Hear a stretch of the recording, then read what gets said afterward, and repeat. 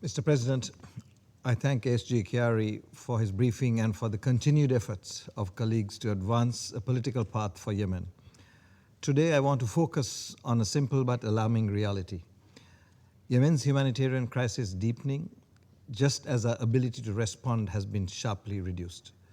The country is facing multiple shocks at once: worsening food insecurity, the expected impact of El Nino on food production and livelihoods, and an unprecedented fall in humanitarian funding. This is compounding the extreme fragility of the population. As the country, across the country, families are facing a daunting combination of hunger, economic decline, forced displacement, disease outbreaks, and a collapse of essential services. More than a decade into this crisis, millions of Yemenis continue to wake up each day not knowing whether they will be able to feed their children, access health care, or secure clean water. Coping mechanisms have simply been exhausted. The latest indicators paint a deeply troubling picture. Food insecurity is approaching catastrophic levels, with more than 18 million people across Yemen hungry, and many of them in an acute situation of hunger. Yemen remains one of the world's worst food security crises. It has the largest population facing global emergency levels of food insecurity, IPC Phase 4 or worse. Malnutrition continues to threaten millions of children as well as pregnant and breastfeeding women.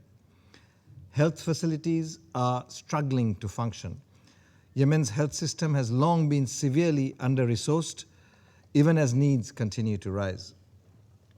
Humanitarian partners have invested substantial efforts and resources to help the system cope. However, a chronic lack of funding is now undermining these efforts. Over the past year alone, 450 health facilities, including 76 hospitals, have closed due to the lack of resources. Families face excruciating choices, whether to buy food or medicine, whether to keep children in school or send them to work, whether to stay where they are or move again in search of safety and opportunity. Mr. President, despite extraordinary operational challenges, humanitarian partners continue to deliver assistance across Yemen. Local NGOs and Yemeni communities remain at the forefront of this effort, often operating in extremely difficult circumstances. But funding shortfalls are forcing painful choices. Programs are being cut back, services have been reduced, assistance is being limited to the most severe cases, leaving many with less support than they need or none at all. Every funding cut has a human face. It means fewer children receiving nutrition treatment. It means fewer health facilities can meet basic needs, let alone respond to emergencies. It means fewer protection services for women and girls. And it means fewer chances to prevent crises before they become catastrophic. Mr. President, Yemen's humanitarian crisis cannot be separated from the wider regional developments. Recent months have shown how quickly regional tensions can reverberate inside Yemen, notably through increased food and fuel prices that are felt first and foremost fiercely by those who can least afford them. Further escalation, whether within Yemen or across the wider region, could have immediate and dire consequences. It would mean more displacement, fewer and more expensive imports, and even tighter constraints on humanitarian access. These are just some of the risks. Yemen's people simply cannot afford another shock. The closure of Sana's international airport made life harder for already fragile communities. Of particular concern is the inability of people in areas under Houthi de facto control to travel for medical treatment. Without access to Sana'a airport, patients are forced to make long, difficult, and sometimes dangerous journeys to reach flights departing from Aden. Mr. President, allow me to conclude with 4 appeals.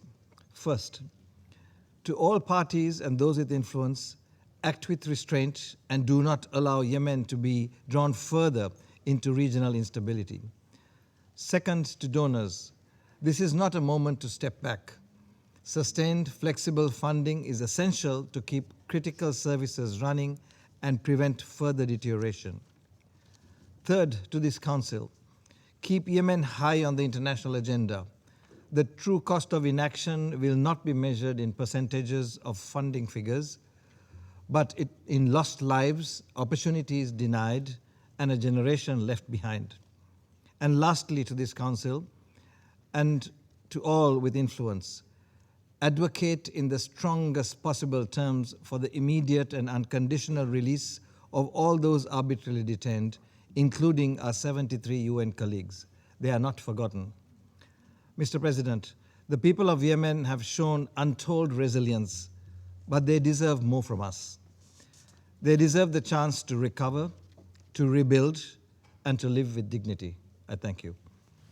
Je remercie M. Ratwatte pour son exposé.